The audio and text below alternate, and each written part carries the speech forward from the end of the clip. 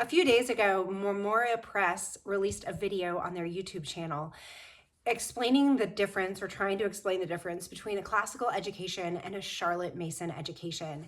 And what came out of that initial conversation, because they labeled it as part one, was that it's really difficult to explain what a Charlotte Mason education is.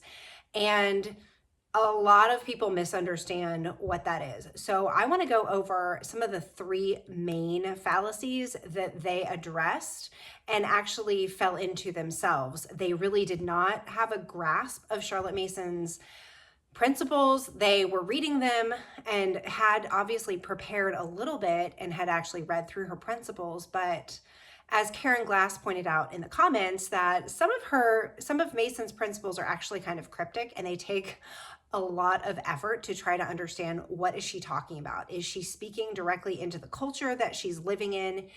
I know that she was really trying to approach her principles when she was writing them down as universal and timeless. So I'm going to talk about the three main fallacies that the panelists entered into. One of them is what Mason means when she says children are born persons. She's actually not talking about child-led learning. And the next one is that Mason kind of promotes this idea of unrestricted freedom, that a child can just be free to go do whatever they want within the environment that has been chosen for them. That is so far from reality. And then the final fallacy that was addressed in that video that they were actually arguing, which is not true, is that Mason really promotes this idea that you leave the child to their natural inclinations. All of these are not true characterizations of Mason's philosophy, but then they also are, I think, really problematic when we're starting to talk about what is an education, because I think a lot of us come into reading Charlotte Mason with our own modern ideas of what a child is. And for me in particular, it's been really challenging to try to understand what she means. What is she getting at? And how can I take off my old brain of modern thinking and utilitarianism and being super practical with everything that I do, and trying to put on really the beautiful ideas that point toward God and the education of a child with dignity that Mason lays out, right? Because that is why it's so important, I think, to understand a Charlotte Mason education and how she and the PNEU are really addressing children, is because they do such a great job speaking into our modern culture and our real heavy slide toward STEM and anything practical. And actually, one of the panelists kind of got into that when he was talking about the games that his mother would leave around the house, and that everything in the home had to be educational. And what he meant by educational is actually different from what Charlotte Mason means by educational. He was kind of talking about like academically profitable. And what Mason means is that it is holistically profitable for the child as a person, that their mind is being nourished, that their soul is being nourished, and that their body is all being educated, and that all of that knowledge actually goes into supporting the child as a person and respecting and revering the image bearer that they are. All right, so let's look at the first fallacy, because they kind of went into this for a really long time when they were addressing the idea of children are born persons. They really did not understand what she meant by that. And I go into this on Substack, where I've got my However Imperfectly podcast talking all about in depth principle number one. But for our purposes here, we're just going to look at, so Mason emphasized that the educator's responsibility is to guide and inspire and shape the child through what? Habit formation, the atmosphere that the mother or the teacher kind of creates within the space, and then the life-giving ideas that the child is receiving. Those are really kind of a restricted means that we have to educate the child, but it's not like you're saying, well, you can just go do whatever you want to do. And because that actually contradicts principle number 3, which is that a child needs to be living under obedience and authority, and that those two things, the child's ability to be teachable and the teacher's ability to teach, is actually really, they work together as the sun and the earth. As the earth kind of rotates around the sun is keeping the earth from flying out into space, but the earth is always kind of trying to pull out into space. So it's kind of these two things are working together to create this beauty. And it's the same with the teacher, the mother, and the child, is that the two need to work together. And if we don't understand principle number 3, that we have this level of authority that we have over the child and the child needs to submit to that, then everything is off. So it's not child-led. I think the issue comes in that we don't even understand what authority is in our culture. We struggle between being very abrasive and very, you will obey me, and then very relaxed, kind of that child-led parenting. What is that? Gentle parenting that has been really toxic, not always helpful if you're just trying to be really like almost walk on eggshells around your child, right? So we don't want either extremes. We want the middle ground where we are honoring the dignity of the child, but we're also understanding that we're in authority and we are there to guide them, to correct them, to teach them the right way that they ought to go, so that when they are old, they will not depart from it. So I have a quote to go with this, and this is from Charlotte Mason's Parents and Children, page 233. We believe that character is an achievement, the one practical achievement possible to us for ourselves and for our children. And if you read through Parents and Children all the way at the end, there's actually a catechism of questions for educators. It's really beautifully done. And it really goes into this idea that education is character formation and how important it is that we are training children toward goodness, toward God's rightly ordered world, and aren't allowing them to slide into wicked habits, things that are, just selfish and destructive to themselves or others. So connected to this idea that there is this child-led learning going on as far as how we're seeing children, the second fallacy was that then because of that, we're allowing our children free reign over the materials, free reign over the subject matter, that there is this real lackadaisical, loosey-goosey education going on because we think that this child needs to be revered. We do believe they need to be revered, but we also understand they're immature and that they need instruction. And we can actually see this, all throughout. And you've got in, school education at the end, she's got a bunch of lesson plans there. And there are some additional essays at the end of philosophy of education that I find are really, really helpful and speak into our modern culture. And really they lay out what Mason is talking about when she says, you need to be feeding children with good ideas. You need to be giving them the best of everything that their heritage would allow. And that includes, the great books, Plutarch. We want to make sure that they learn about those noble Roman citizens and Greek citizens and the ignoble ones as well. And Mason is always talking about give children the best materials that you can. Don't give them the really junky watercolor set that you would get at Walmart.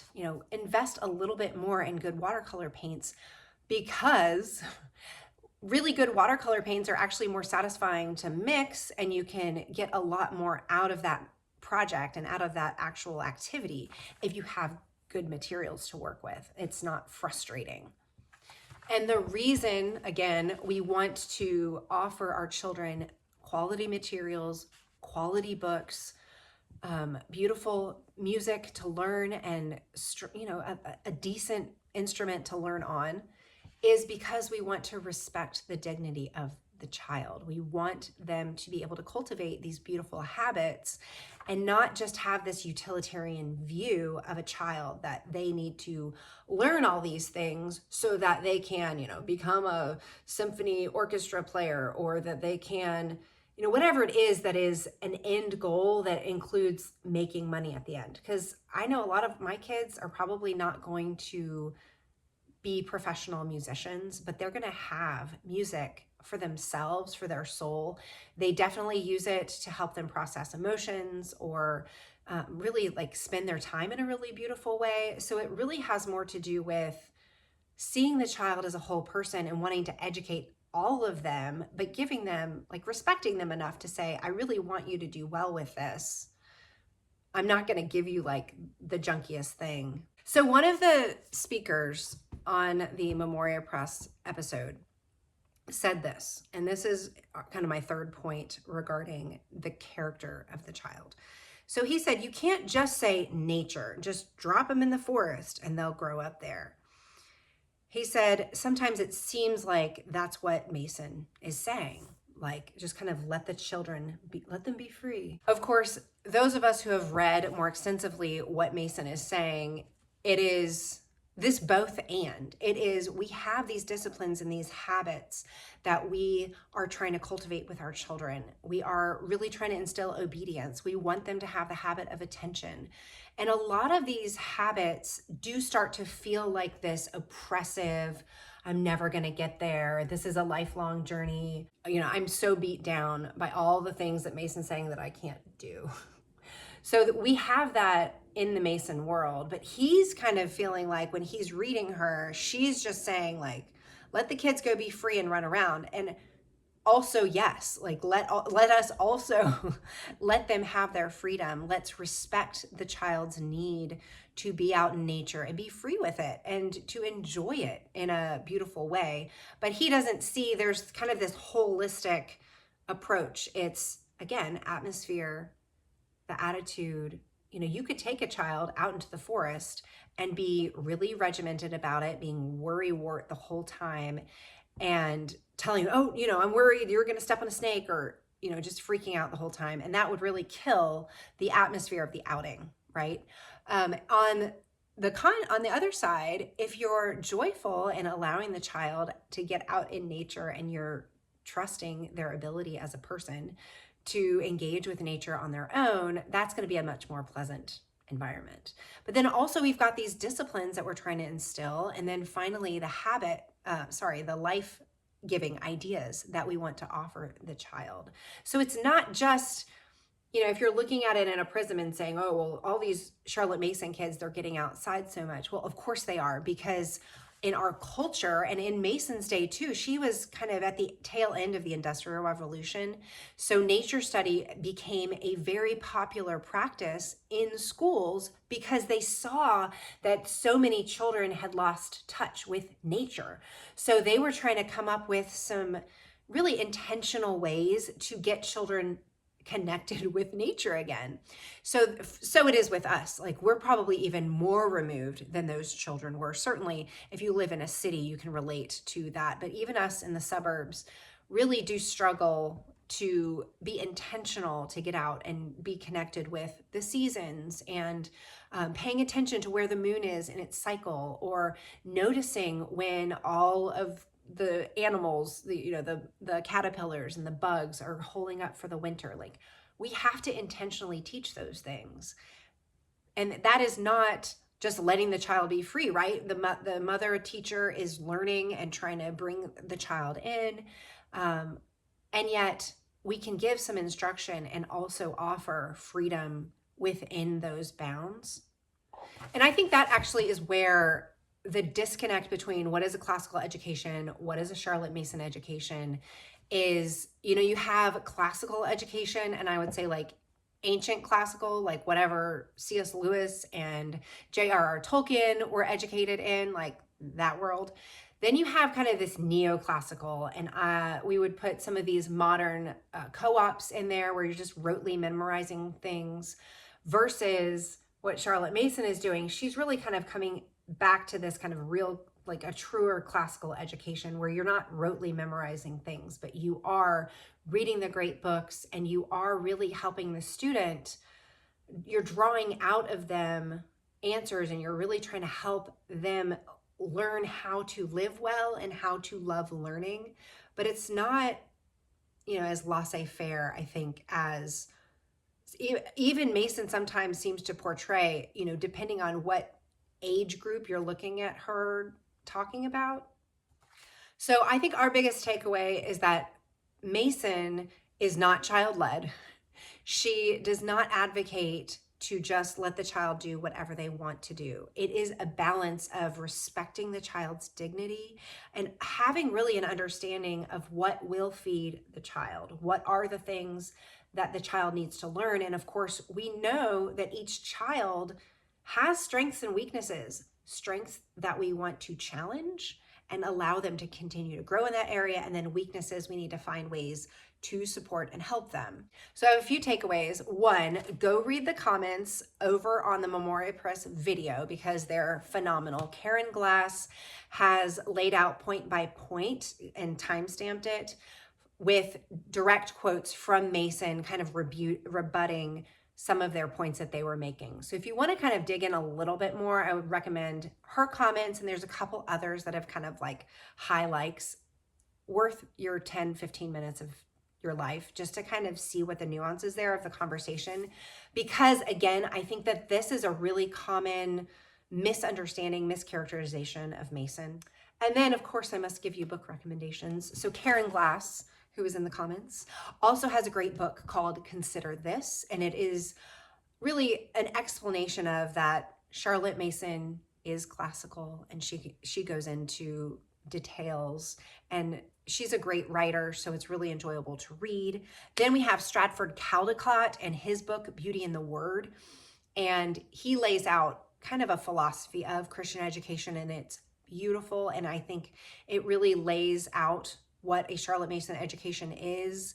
At the end, he actually has a chapter on Charlotte Mason and another chapter on John Holt. So John Holt is the unschooling kind of pioneer, and then of course Charlotte Mason. So he's kind of even addressing the need for these two things, because I think that John Holt really understands honoring the dignity of the child and the person in a way that we need as modern educators, where we are like so tunnel vision on all the utilitarian ways of looking at a child. He kind of helps pull us out of that. And then of course Mason gives us the structure and really like all the work the teacher needs to be doing to help, move a child along. And then we have David Hicks's Norms and Nobility, which is a phenomenal read and also does a great job of helping us understand Mason from a modern perspective. Does he reference Mason? I can't remember. It doesn't matter. It's like all of the Ambleside Online advisory board has read it, auxiliary too, I'm sure. And then any classical school that you look at, especially I would say the middle school to high school that are applying Mason's principles, are either going to use Norms and Nobility as like a spine for the teacher to read, or will it at least be, if they haven't read this book in particular, they will have embodied these ideas, in general. And, they're all like mind-blowing. Each of these books I read and I was like, oh, like I see the world in a different color now. They're so helpful. So I would love to hear from you. I would love to hear if you watched that video, what your thoughts were. I would love to hear if you have some other fallacies or kind of misunderstandings that you've seen, or maybe even aha moments that you yourself have come to as you've learned about Mason, and how you're educating your children as well. That's all I have. Thanks so much, and I'll see you next time.